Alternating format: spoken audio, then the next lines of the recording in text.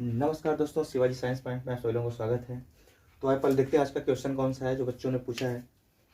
तो देखते हैं, पहला क्वेश्चन आपका है सर बताइए सजातीय श्रेणी किसे कहते हैं। दूसरा क्वेश्चन है कि योगात्मक अभिक्रिया किसे कहते हैं। तीसरा क्वेश्चन है कि प्रतिस्थापन अभिक्रिया कहते हैं। ठीक है, किसे कहते हैं। तो आइए डिस्कस करते हैं तीनों क्वेश्चन पे। तो सबसे पहले हम लोग डिस्कस करेंगे सजातीय श्रेणी पे कि सजातीय श्रेणी किसे कहते हैं। सजातीय श्रेणी या इसी को हम कहते हैं समजातीय श्रेणी। यहाँ पर श्रेणी का मतलब श्रृंखला होता है। ठीक है, यानी ऐसी श्रृंखला। देखिए यहाँ पर हम देखें तो स का मतलब यहाँ पर हम समझेंगे समान से, और यहाँ पर जाति मतलब समझेंगे हम लोग, जाति मतलब समझेंगे हम लोग क्रियात्मक समूह से। किस समझेंगे हम लोग? क्रियात्मक समूह से। क्रियात्मक समूह समझेंगे हम लोग। ठीक है, तो यहाँ पर देखिए समान क्रियात्मक समूह है, समान क्रियात्मक समूह, और यहाँ पर उनकी क्या बनाई गई? श्रेणी बनाई गई है। और श्रेणी कब बनती है? जब हम तत्वों को उनके परमाणु भार के बढ़ते क्रम में रखते हैं या घटते क्रम में व्यवस्थित करते हैं। तो यहाँ पर हमारा आंसर अब खुद मिल जा रहा है, वर्ग को तोड़िए आंसर अपने आप मिल जाएगा। यहाँ पर अब तक हमारा आंसर क्या मिल रहा है सजातीय श्रेणी का, कि जब समान क्रियात्मक समूह वाले तत्वों को उनके अणु भार के बढ़ते या घटते क्रम में व्यवस्थित करते हैं तो एक श्रेणी प्राप्त होती है, जिसे सजातीय श्रेणी या समजातीय श्रेणी कहते हैं। ठीक है, यानी कि समान क्रियात्मक समूह वाले, यहाँ देखिए सम मन समान होता है और यहाँ क्रियात्मक समूह है, तो समान क्रियात्मक समूह वाले तत्वों को उनके परमाणु भार के बढ़ते क्रम में या घटते क्रम में व्यवस्थित करने पर जो श्रेणी प्राप्त होती है उसे हम क्या कहते हैं? सजातीय श्रेणी कहते हैं या समजातीय श्रेणी कहते हैं। आइए एक एग्जाम्पल की बात करें। यहाँ पर जैसे आप लोग पढ़े हम लोग एल्केन के बारे में कि एल्केन क्या होता है। एल्केन क्या होता है, देखिए हम एल्केन में क्या होता है कि CnH2n+2 इस एल्केन का सूत्र होता है। अगर यहाँ पर n जो है कार्बन की संख्या, अगर हम मानते हैं यहाँ पर एक कार्बन मानते हैं हम लोग, एक कार्बन का एल्केन, तो यहाँ पर C का मान कितना होगा? n का मान 1 हो जाएगा। तो यहाँ पर भी n 1 है, तो 2 1 कम 2 और 2 4, CH क्या होना चाहिए? 4 होना चाहिए। हम बनाते हैं 2 कार्बन का एल्केन। ठीक है, 2 कार्बन का एल्केन बनाते हैं यहाँ पर। तो देखिए हम लोग 10 का मान 2 हो जाएगा, यानी C2 हो जाएगा। और यहाँ पर n का मान 2 हो जाएगा, 2 दूना 4 और 2 6, यानी C2H6 हो जाएगा। अब हम बनाते हैं 3 कार्बन का एल्केन, तो n का मान कितना है? 3 है, तो C3 हो जाएगा यहाँ पर C3, और यहाँ पर n का मान 3 है, 3 दूना 6 और 2 8, यानी H8 हो जाएगा। अगर हम बनाए 4 कार्बन का एल्केन, तो यहाँ पर देखें तो C4 रखना पड़ेगा हम लोगों को। n का मान यहाँ पर 4 है, तो 4 दूना 8 और 2 10, यानी H10 होगा। ठीक है, तो इस प्रकार श्रेणी बनेगी। अब देखें यहाँ पर तो श्रेणी बन चुकी है। यहाँ पर सभी में क्रियात्मक समूह समान है। कौन सा समूह समान है? यानी सभी क्या है? एल्केन है, सभी एल्केन है। और यहाँ पर क्या है? परमाणु भार भी क्या बढ़ता हुआ क्रम है। यहाँ पर आप देखिए कार्बन 1 है और H कितना है? 4 है, यहाँ पर 2 है, H6 है। इस तरह से बढ़ता हुआ क्रम हो गया। और यहाँ पर दाँत चेयर ये परीक्षा में लिखेगा दाँत चेयर ना आता है। देखिए यहाँ पे, तो अब हम देखें अगर हमको लिखना होगा एल्कोहल की सजातीय श्रेणी, तो कुछ नहीं करना है, बिल्कुल कुछ नहीं करना है। यहाँ पर देखिए जो H चार्ट हुआ हमें हर जगह H है, एक H कम कर देंगे, उसके यहाँ पर हम OH या कोई अन्य क्रियात्मक समूह जोड़कर भी श्रेणी हम बना सकते हैं बिल्कुल। जैसे देखिए यहाँ पर CH4 है, हम 8 हटाएं, इसमें से H तो क्या हो जाएगा? CH3 हो जाएगा, यहाँ जोड़ दे, इसके बदले में OH जोड़ देते हैं। देखिए C2 है, H6 है, अगर हम एक H माइनस कर दें और यहाँ पर इसके बदले में जोड़ दें तो आ जाएगा 5 ठो, इसके बदले में हम जोड़ दें OH, यानी एल्कोहल समूह। OH क्या होता है? तो एल्कोहलिक समूह होता है। यहाँ पर देखें C3 है और H8, अगर हम एक H हटा दें तो कितना बचेगा? 7 बचेगा, और इसके बदले में हम जोड़ देते हैं OH समूह, यानी एल्कोहल समूह। ये हो गया। यहाँ पर देखिए C4 है और यहाँ पे H कितना है? 10 है, 10 में अगर हम 1 हटा दें तो बचेगा H9, हाँ ना 9 बचेगा, और इसके बदले में हम जोड़ दें एल्कोहल समूह। तो यहाँ पर देखिए हम देख पा रहे हैं यहाँ पर कि ये मेथनॉल है, 2 कार्बन को एथ बोलते हैं, एथनॉल है, 3 कार्बन को प्रोप बोलते हैं, प्रोपेनॉल है, और 4 कार्बन को ब्यूट बोलते हैं, ब्यूटेनॉल है। यहाँ पर सब में क्या है? आल आ रहा है। आल मतलब सबका क्रियात्मक समूह क्या है? समान है, और ये बढ़ती श्रेणी है। तो ये भी आपका एग्जाम्पल मिलेगा। कोई एक एग्जाम्पल परीक्षा में लिखना होता है सजातीय श्रेणी का, तो मुझे उम्मीद है कि आप समझ में आ गया होगा सजातीय श्रेणी होती क्या है या किसे कहते हैं। और इनके गुण विशेषता की बात करें हम लोग, तो विशेषता भी आपको रटना नहीं है, विशेषता भी आपको रटना नहीं है, विशेषता खुद बता रहा है। पहली विशेषता क्या दिखाई दे रही है कि समान क्रियात्मक समूह में जो तत्व होते हैं, यानी सॉरी सजातीय श्रेणी में जो तत्व होते हैं वो अपने अगले और पिछले से CH2 का अंतर रखते हैं। पहला CH2 का अंतर रखते हैं। देखिए यहाँ पर C कितना है? 1, यहाँ पर कितना है? 2, यानी 1 C का अंतर है। H कितना है? 4, और यहाँ पर कितना है? 6, 2 H का अंतर है। CH2 का अंतर हुआ। नेक्स्ट चलते हैं, यहाँ पर देखें हम लोग इन दोनों में, तो C कितना है? 3, यहाँ पर C कितना है? 4, यानी कि 1 C का अंतर है। यहाँ पर देखिए H कितना है? 8 है, यहाँ पर कितना है? 10 है, 10 से कितना का अंतर है? 2 का अंतर है। तो यहाँ पर CH2, यानी हमेशा सब में किसी में देखेंगे तो CH2 का अंतर दिखाई देगा। ये गुण जाएगा। दूसरा गुण क्या होगा कि जो सजातीय श्रेणी में जो तत्व होते हैं उनको हम एक ही क्रियात्मक समूह द्वारा प्रदर्शित कर सकते हैं। पर अंतर क्या हुआ कि सजातीय श्रेणी में प्रत्येक तत्व जो होता है अपने अगले से पिछले से सिस्टू का अंतर रखता है। दूसरा इसका गुण क्या, विशेषता क्या होगी सजातीय श्रेणी की, कि इनको हम एक ही क्रियात्मक समूह द्वारा प्रदर्शित कर सकते हैं। जैसे यहाँ पर हमने एल्केन को दर्शाया है और ये वाला जो लाइन दिखाई दे एग्जाम्पल, ये एल्कोहल को दर्शाया गया है। ठीक है। तीसरा इनका गुण क्या होगा, विशेषता क्या होगी यहाँ पर कि सभी सजातीय श्रेणी में जो भी तत्व उपस्थित होते हैं, जो भी कंपाउंड उपस्थित होते हैं, उन सबका जो गुण होता है बिल्कुल और बिल्कुल समान होता है। ठीक है। तो ये 3 गुण हो गए। सजातीय श्रेणी हमारी खत्म होती है यहीं से, इससे ज़्यादा कुछ पूछने वाला आपसे नहीं है। एक बार फिर डिस्कस करते हैं आप लोगों से। यहाँ पर मतलब समान जाति यानी क्रियात्मक समूह हम समझेंगे यहाँ से, और यहाँ पर श्रेणी मतलब श्रृंखला होता है, यानी समान क्रियात्मक समूह वाले तत्वों को अगर हम उनके परमाणु भार के बढ़ते या घटते क्रम में रखते जाएं तो एक श्रेणी बनेगी जिसे हम क्या कहेंगे, सजातीय श्रेणी कहेंगे। ठीक है, ओके, समझ में आ गया? मुझे लगता है कि समझ में आ गया होगा आप लोगों को ये क्वेश्चन। चलिए अब चलते हैं दूसरा क्वेश्चन पे। दूसरा क्वेश्चन क्या पूछा गया है? दूसरा क्वेश्चन पूछा गया है कि सर बताइए कि योगात्मक अभिक्रिया किसे कहते हैं। योगात्मक अभिक्रिया किसे कहते हैं? तो यहाँ पर देखें योगात्मक अभिक्रिया कुछ समझना नहीं है, बिल्कुल आसान है योगात्मक अभिक्रिया। इसको हम बल डिस्कस कर लेते हैं कि परीक्षा में, बोर्ड के एग्जाम में कितने नामों से या कितने प्रकार से इसको पूछता है। तो इसको बोलता है योगज अभिक्रिया, योगज अभिक्रिया, या पूछ लेता है इसी प्रश्न को परीक्षा में यहाँ से संयोगज अभिक्रिया, संयोगज अभिक्रिया, या पूछ लेता है इसी को संकलन अभिक्रिया। क्या पूछता है? संकलन अभिक्रिया। तो ये 3-4 नाम है जिनको पूछा गया प्रश्न में परीक्षाओं में। योगात्मक अभिक्रिया किसे कहते हैं, योगज अभिक्रिया किसे कहते हैं, योगात्मक और यह संयोजन अभिक्रिया कहते हैं किसे। संयोजन पूछे चाहे संयोगज पूछे, ठीक है, यहाँ पर संयोजन लिख देते हैं। यहाँ पर अगर पूछता है संयोजन अभिक्रिया किसे कहते हैं, बिल्कुल वही सेम है संकलन।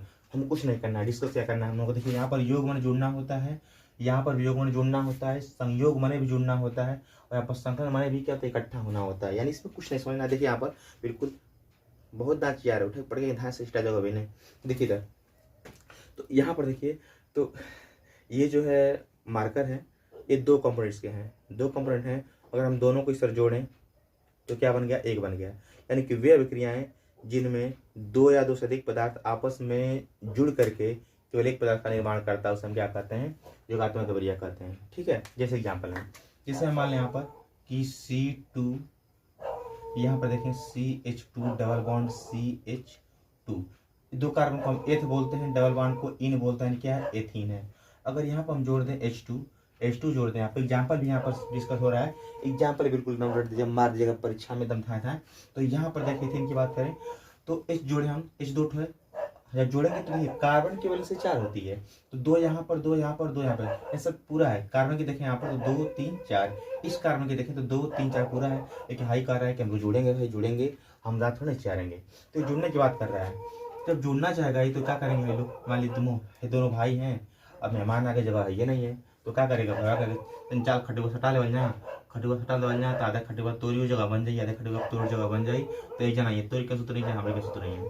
ठीक, तो ऐसे आपका बन जाएगा। तो यहाँ पर क्या बन जाए, 2 लोग थे मेहमान, 2 लोग थे पहले से, एक सदस्य इसमें से और आ गया, क्या हो गया, CH3 हो गया, और यहाँ पर क्या हो गया, CH3 हो गया। ठीक है, यानी क्या बन गया, 2 कार्बन एथ बोलते हैं, सिंगल बनकर N बोलते हैं, तो एथेन बन गया। यानी आप देख पा रहे हैं कि यहाँ पर एथीन था और क्या हाइड्रोजन था, यानी 2 तत्व थे आपस में जुड़कर क्या बना रहे हैं, एथेन बना रहे हैं। तो जब भी ऐसा होगा कि 2 पदार्थ आपस में जुड़ेंगे और जुड़कर क्या बनाएंगे, खाली एक उत्पाद बनाएंगे, तो उसको हम क्या बोलेंगे, योगात्मक अभिक्रिया बोलेंगे या संकलन अभिक्रिया बोलेंगे। ठीक है, नेक्स्ट एग्जाम्पल लेते हैं, दूसरा एग्जाम्पल। इस मान लीजिए यहाँ पर क्या है, N2 है, N2 मतलब नाइट्रोजन, और यहाँ पर क्या है, H2 मतलब हाइड्रोजन, और ये हाइड्रोजन, इसको हम 3 बोल लेते हैं। और जब भी आपस में क्रिया करें तो हमेशा दोस्तों क्या बनता है, अमोनिया बनता है, NH3 बनता है, क्या बनता है, अमोनिया बनता है। और यहाँ पर देखिए तो N कितना पास है, 2 है, इसको हम कर लें 2 हो गया N, 2 N हो गया, H कितना हो गया, 3 के 6, यहाँ पर 3 6, तो नाइट्रोजन हाइड्रोजन 2 कंपाउंड है, यहाँ बन क्या रहा है, एठो खाली अमोनिया बन रहा है, ये अमोनिया है, और ये अमोनिया निर्माण की हाइबर विधि है। ठीक है, तो यहाँ पर आप देख पा रहे हैं कि जब भी 2 पदार्थ आपस में जुड़ रहे हैं खाली एक पदार्थ बन रहा है। तो हम क्या लिखेंगे डिस्कस में, परिभाषा में, वे अभिक्रियाएं जिनमें 2 या 2 से अधिक पदार्थ आपस में जुड़ करके किसी एक उत्पाद का निर्माण करता है उसे हम क्या कहते हैं, योगात्मक अभिक्रिया कहते हैं या योगज अभिक्रिया कहते हैं। ठीक है, ये भी खत्म हुआ योगज अभिक्रिया। नेक्स्ट क्वेश्चन क्या था इस बच्चे का, हाँ, नेक्स्ट क्वेश्चन देख लेते हैं। तो नेक्स्ट क्वेश्चन था विस्थापन अभिक्रिया, बिल्कुल। हाँ, यहाँ पर देखिए एक प्रश्न और आपको पूछ सकता है घुमाकर। तो आप देख पा रहे हैं कि यहाँ पर दो पदार्थ आपस में जुड़ रहे हैं और खाली यहाँ पर एक पदार्थ बन रहा है। ठीक उसी प्रकार जब कोई पदार्थ दो या दो से अधिक भागों में टूट जाता है, अपघटित हो जाता है, तो उसको हम बोलते हैं वियोजन अभिक्रिया या अपघटन अभिक्रिया। जैसे यहाँ पर देखिए अमोनिया है, इसको तोड़े हम लोग तो टूटे कितने भागों में? दो भागों में। तो जब कोई पदार्थ दो या दो से अधिक भागों में अपघटित हो जाता है, टूट जाता है, तो उस अभिक्रिया को हम क्या बोलते हैं? अपघटन अभिक्रिया या वियोजन अभिक्रिया बोलते हैं। ठीक है, अगर यही पूरी अभिक्रिया यानी जो वियोजन हो रहा है प्रकाश की उपस्थिति में होगा तो हम उसको बोलेंगे प्रकाश के वियोजन। अगर ये उष्मा की उपस्थिति में होगा इसको बोलेंगे उष्मा वियोजन। और यही अगर विद्युत की उपस्थिति में होगा तो इसको बोलेंगे विद्युत अपघटन। कुछ नहीं, डिस्कस खत्म, बिल्कुल खत्म हो गया ये सिस्टम। और नेक्स्ट हम चलते हैं, पूरे प्रश्न पूछे जाते हैं बोर्ड एग्जाम में 1 नंबर में। ठीक है, समझ में आ गया होगा। नेक्स्ट क्वेश्चन डिस्कस करते हैं हम लोग। नेक्स्ट है प्रतिस्थापन अभिक्रिया। प्रतिस्थापन अभिक्रिया किसे कहते हैं इसको देखते हैं हम लोग। प्रतिस्थापन या विस्थापन, बहुत घुमावदार प्रश्न है कि प्रतिस्थापन अभिक्रिया किसे कहते हैं। प्रतिस्थापन अभिक्रिया किसे कहते हैं? हाँ, तो इसको देखिए कितना पूछता है। प्रतिस्थापन अभिक्रिया को कहता है विस्थापन अभिक्रिया के नाम से ही पूछा जाता है। और विस्थापन में देखें हम तो विस्थापन का 2 टाइप आपको पढ़ना होता है। एक पढ़ना होता है एकल विस्थापन, एकल विस्थापन पढ़ना होता है। और दूसरा पढ़ना होता है द्विविस्थापन। द्विविस्थापन, द्विविस्थापन को हम एक और नाम से जानते हैं, द्विविस्थापन को एक और नाम से जानते हैं। दूसरा होता है नाम क्या है इसका? उभय अपघटन। क्या होता है? उभय अपघटन। ठीक है, अब देखिए यहाँ पर हम लोग प्रतिस्थापन अभिक्रिया पढ़ेंगे। यानी भाई यहाँ पर देखिए प्रति मने होता है उल्टा, स्थान मने। ठीक है, यानी स्थान का अदला बदली। विस्थापन क्या था? हटा देना। जैसे हटा देना, जैसे हम मैं बैठे मान 3-4 दोस्त बैठे हैं इस तरह से बेंच पर, 3 लोग बैठे हैं इस तरह से। कौन लेट आ रहा है, लेट एट आया, कौन दबंग छोड़ा है, हिटलर अपने आप को समझ रहा है, गया इसको मार के भगा दिया, हटा दिया इसको। और यहाँ पर क्या हो गया? अपने बैठ गया, है ना, अपने बैठ गया उसको हटा करके। यही अभिक्रिया होती है विस्थापन अभिक्रिया। यानी कि हम कर क्या रहे हैं कि जब किसी यौगिक के परमाणु का दूसरे परमाणु द्वारा विस्थापन किया जाता है तो उसे हम क्या कहते हैं? प्रतिस्थापन या विस्थापन अभिक्रिया कहते हैं। और इसी को हम लिख देंगे कल विस्थापन अभिक्रिया में भी। बिल्कुल नंबर कटेगा नहीं, बिल्कुल आपको नंबर मिल जाएगा। एग्जाम्पल की बात करते हैं यहाँ पर।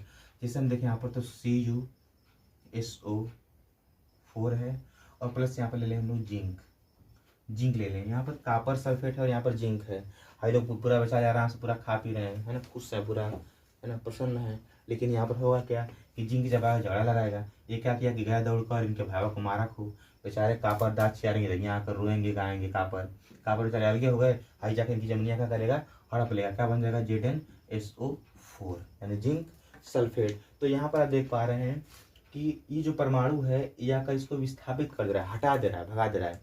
तो जिस अभिक्रिया में यानी वे अभिक्रियाएं जिसमें किसी तत्व के परमाणु का दूसरे परमाणु द्वारा विस्थापन किया जाता है उसे हम क्या कहते हैं? प्रतिस्थापन अभिक्रिया या विस्थापन अभिक्रिया या एकल विस्थापन कहते हैं। ठीक है, बिल्कुल खत्म हो गया। एक और एग्जाम्पल लेते हैं, दूसरा एग्जाम्पल। जैसे मान लें यहाँ पर, ठीक है, C यहाँ पर देखें तो CH4 है, CH4 है। और CH4 में देखें यहाँ पर ये क्या है? मेथेन है। ये पूछता है कि मेथेन की विस्थापन अभिक्रिया या प्रतिस्थापन अभिक्रिया का वर्णन करिए। तो ये मेथेन है और यहाँ पर जोड़ रहे हैं हम Cl2।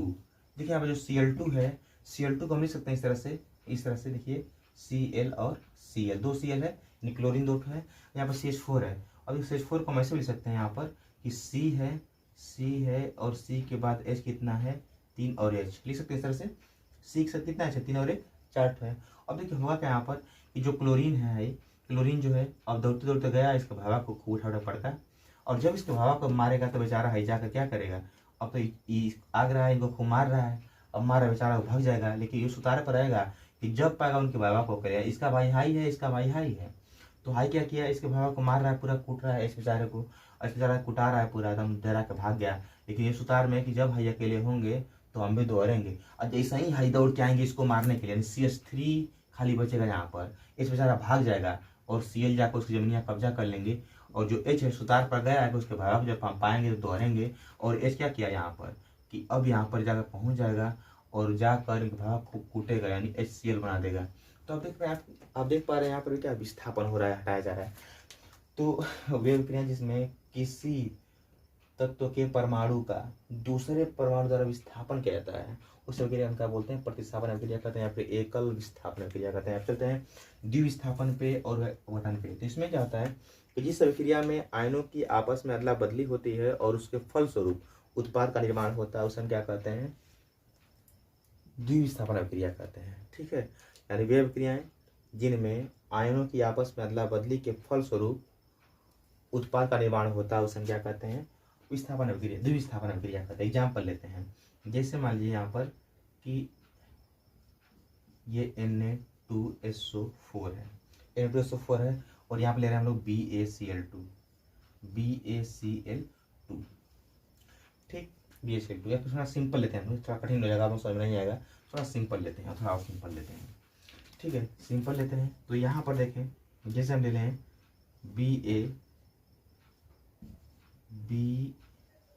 BaCl2 और यहाँ पर ले लें हम लोग CaSO4, CuSO4 ले लें, CuSO4। तो यहाँ पर देखिए अब हुआ क्या यहाँ पर कि अगर हम देखें पहले आयन की बात करें यहाँ पर, तो जो SO4 होता है इसको होता है -2 आवेश और Cu को होता है 2 प्लस आवेश, 2 प्लस आवेश। ठीक उसी प्रकार एक Cl पे होता है खाली एक माइनस, लेकिन है क्या यहाँ पर 2 Cl है, जितना माइनस आए रहेगा एक पे दूसरे पे उतना ही प्लस होता है। तो यहाँ पर देखिए 2 माइनस हो गया, एक Cl पे होता है एक माइनस, तो यहाँ पे कितना Cl, 2 Cl है, तो कुल मिलाकर 2 माइनस हो गया, और 2 माइनस हो गया तो इस पर अपने आप क्या आएगा 2 प्लस आएगा। अब होगा क्या से होता है आपको कि जिस अभिक्रिया में आयनों की आपस में अदला बदली होगी और उसके बाद उत्पाद बनेगा उस अभिक्रिया को हम कहेंगे द्विविस्थापन अभिक्रिया।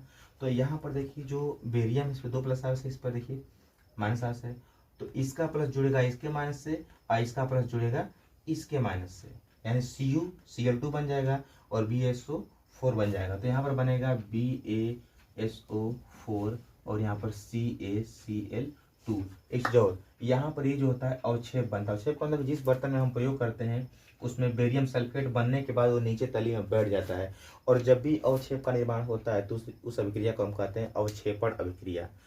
तो अगर आपसे ये पूछता है कि अवक्षेपण अभिक्रिया किसे कहते हैं, तो बताएंगे कि वे अभिक्रियाएं जिनमें अवक्षेप का निर्माण होता है। किसका अवक्षेप का निर्माण होता है उसे हम क्या कहते हैं, अवक्षेपण अभिक्रिया। ठीक है, तो बिल्कुल समझ में आ गया होगा आप लोगों को कि ये विस्थापन, एकल विस्थापन, संयोजन, योगात्मक और सदिश। ठीक है, आइए हम नेक्स्ट क्वेश्चन का इंतजार करेंगे, कब कोई बच्चा कमेंट करता है तो नेक्स्ट क्वेश्चन हम लोग करेंगे कल डिस्कशन। ठीक है, ओके बाय, गुड नाइट।